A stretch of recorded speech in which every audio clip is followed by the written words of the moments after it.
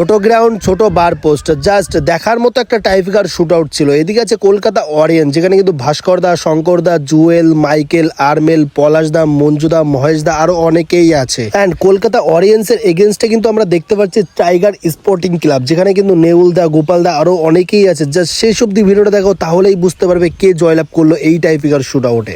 First shot Kolkata অরিয়েন্সের হয়ে কিন্তু first shot করতে এসছে মহেশ দা, আর ওদিকে গোলরক্ষক আছে গোপাল দা। দেখো এখান থেকে Mahesh versus Gopal. Shot tiger sporting ক্লাবের হয়ে ফার্স্ট শট করতে এসছে লুসি, অ্যান্ড ওদিকে কলকাতা অরিয়েন্সের গোলরক্ষক ভাস্কর দা।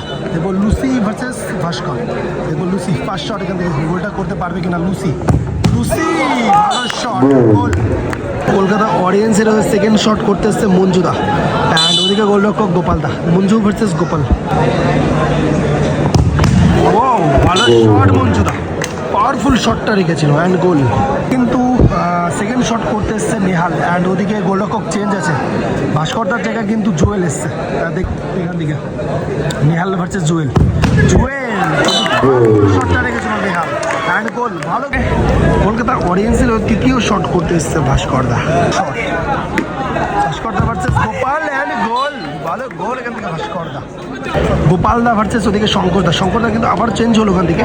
এর আগের ম্যাচে জুয়েল ছিল, সরি আগের শটে জুয়েল ছিল, সো আবার শঙ্করদা। গোলটা আসবে কিনা শেষ শট। Gopal and goal.